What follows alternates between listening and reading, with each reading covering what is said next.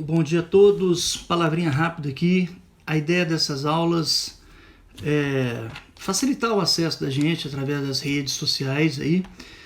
Fica autorizado já postar a representante aí, vocês trocarem esse videozinho, que deve ser curto, aí no WhatsApp, no Google Sala de Aula também. Eu vou colocar no YouTube, então ninguém vai ficar sem assistir esse vídeo não, esses vídeos, tá bom? Outra coisa, dá uma olhada no plano de ensino, dá uma olhada principalmente na bibliografia e os pontos que nós vamos seguindo a partir de hoje, pelo menos, para poder dar uma revisão, fazer uma revisão naqueles pontos que a gente tinha falado já na sala de aula, tá bom? Quem não tiver ainda acesso à sala de aula, peço que vocês informem aí o pessoal que não tem, passem a senha para eles, tranquilo? A representante pediu para me adicionar no grupo aí de Direito Civil, Direito das Coisas. Uma honra, pode entrar em contato para a gente poder dialogar sobre esses temas, tá tranquilo? Vai ser até interessante esse negócio diferente, tá bom?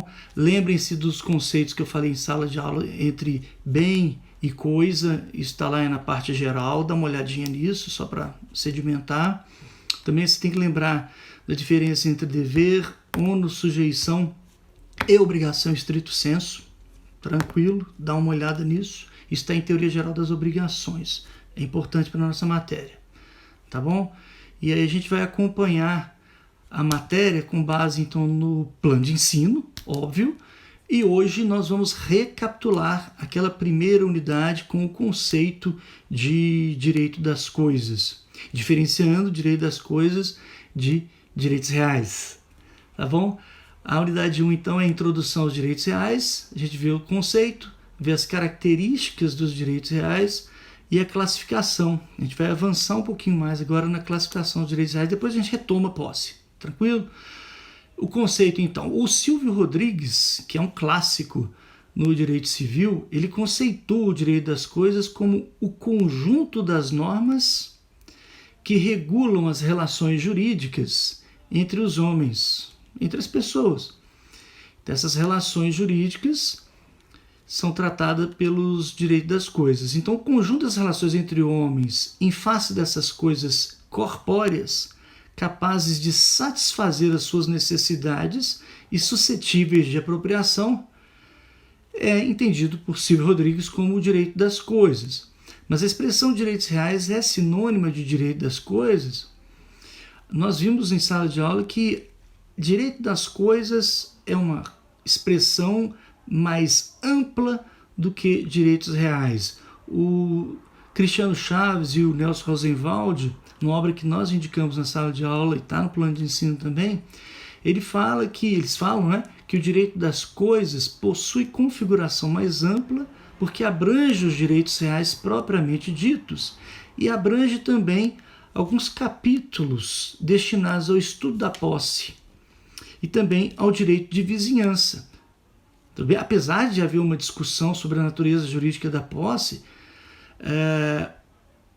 o direito das coisas ele abrange posse, propriedade, direito de vizinhança. Então, o direito das coisas é a expressão mais ampla, então mais técnica e oportuna para a gente trabalhar.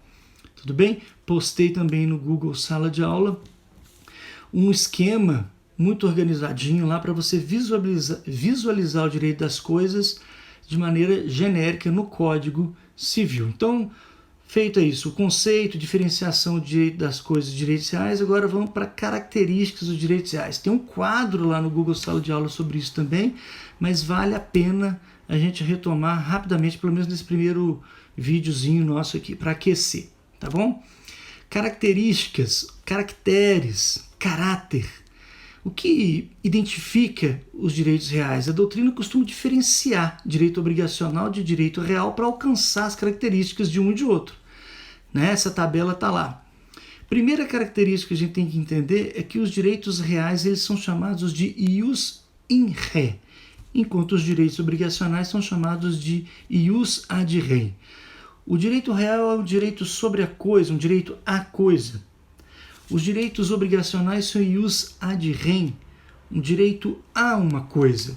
Então, no caso do direito real, o sujeito já está satisfeito com a coisa. Ius in re.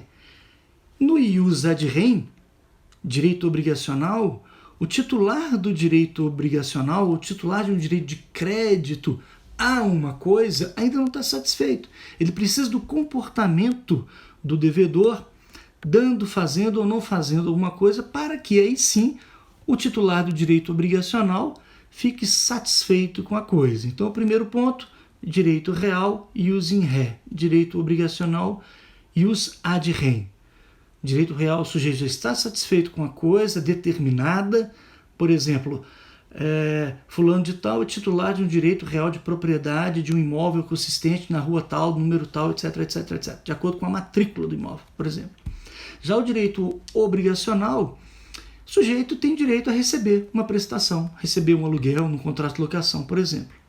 Tá bom? Outra coisa é que o direito real ele tem um caráter absoluto. Ele tem uma eficácia, uma produção de efeitos contra toda a coletividade. O sujeito passivo ele é indeterminado, toda a coletividade deve respeitar o titular do direito real de propriedade. Já o direito obrigacional, não. O direito obrigacional, existe uma situação na qual há um credor, um devedor e um vínculo jurídico entre eles, de tal maneira que o devedor deve prestar, um dar, um fazer e um não fazer. Na verdade, uma relação jurídica interpartes, você sabe exatamente quem é o outro. Então, enquanto nos direitos reais nós falamos em absoluto, nos direitos obrigacionais falamos em relativo, as partes contratantes, né? É engraçado que nos direitos reais o sujeito já está imediatamente satisfeito com a coisa, nós já falamos sobre isso, e nos direitos obrigacionais existe então uma mediatividade. O titular de um direito de crédito, para ele se satisfazer, ele precisa de uma ação positiva ou negativa daquele que deve prestá-la. Então, o devedor é aquele que está mediando aí a satisfação do titular de um direito obrigacional ou de crédito em relação àquela satisfação dele, aquele bem da vida que ele deseja. Os direitos reais eles são taxativos. O rol é numerus clausus. Numerus clausus.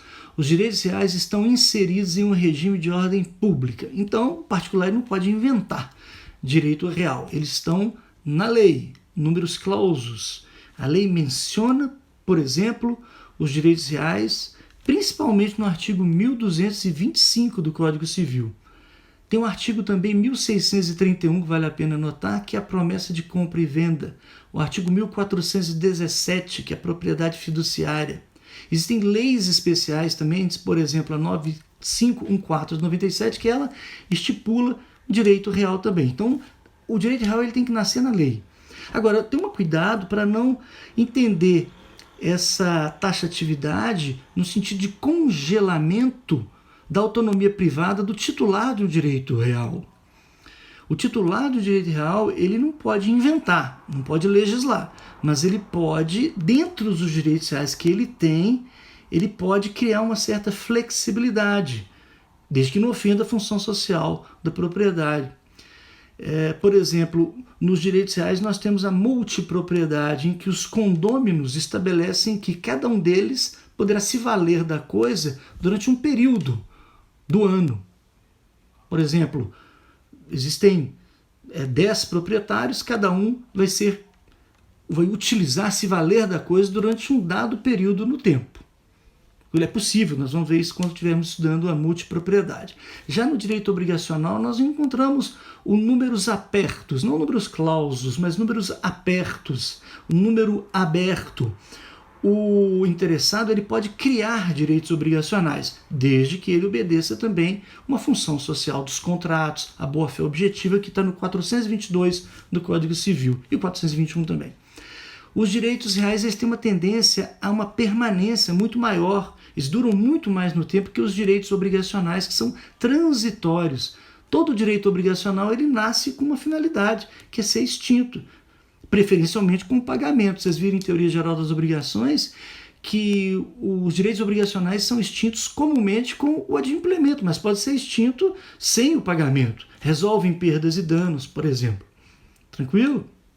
Outro ponto importante é que os direitos reais, ele confere ao seu titular uma coisa chamada sequela, sequela no sentido de seguir a coisa. No 1228 do Código Civil, nós vimos que o titular da coisa tem a faculdade de usar, fruir, dispor e reaver. Ele pode buscar a coisa em poder de quem quer que injustamente a possua ou a detenha. Ele tem um poder sobre a coisa, isso reflete de tal maneira na sociedade que ele pode buscar a coisa. É a sequela do direito real. Tudo bem? Já o direito obrigacional não confere sequela. O titular de um direito de crédito que se sentir ofendido diante de um inadimplemento por conta do devedor, ele tem que buscar a sua satisfação de uma maneira indireta no patrimônio do devedor. Aí você encontra o princípio da responsabilidade patrimonial do devedor. Tudo bem? Então olha como é que é interessante. Direito real, sequela. Direito obrigacional, responsabilidade patrimonial do devedor. Lembrando que nem todos os bens do devedor podem ser utilizados para pagamento coercitivo do crédito de um credor aí insatisfeito. No direito real, o titular de um direito real, por exemplo, ele pode, por outro lado também, se valer do direito real de garantia, daqui a pouco nós vamos ver, e com base nesse direito real de garantia, por exemplo, ele tem um crédito que está garantido por uma hipoteca, que é um direito real de garantia, ele pode obter o pagamento com o valor do bem que foi afetado exclusivamente para a satisfação desse crédito dele. Então, se concorrerem, por um lado, um credor com garantia real, um credor com uma hipoteca, e do outro lado, um credor com uma garantia meramente pessoal, que é um credor chamado quirografário, que é de direito obrigacional, o credor com garantia real ele vai prevalecer em relação ao outro.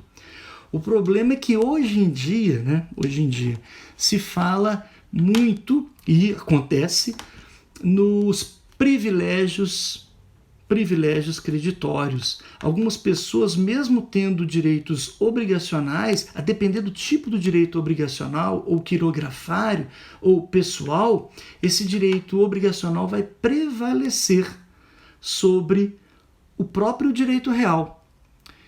Então, por exemplo, créditos trabalhistas prevalecem sobre garantia real, a depender da situação. Dei uma olhada por curiosidade no artigo 83 da Lei 11.101 de 2005.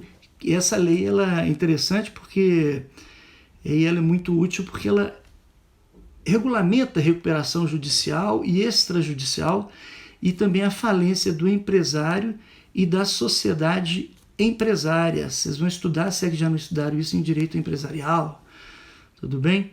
E encerrando, um ponto importante também é a classificação dos direitos reais. Classificação básica para poder organizar. 1.3. Os direitos reais de gozo ou fruição, que são usufruto, servidão, uso e habitação.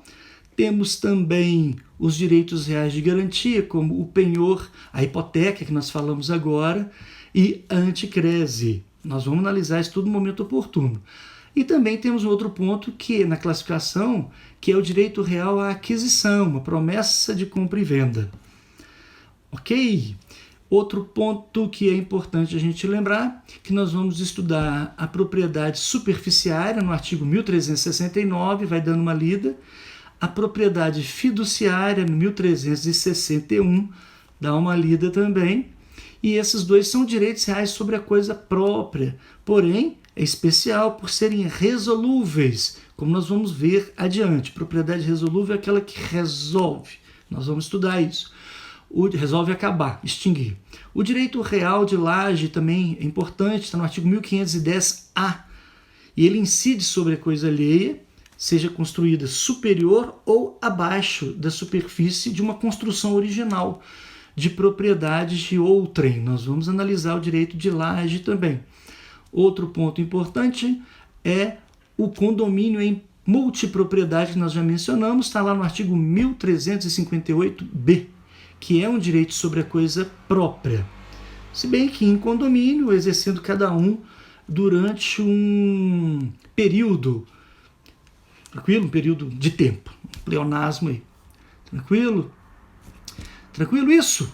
Outra coisa que espero que estejam me compreendendo esses tópicos aí que eu falei agora, basta dar uma olhada nos artigos que eu citei e para você dar uma estudada oportunamente.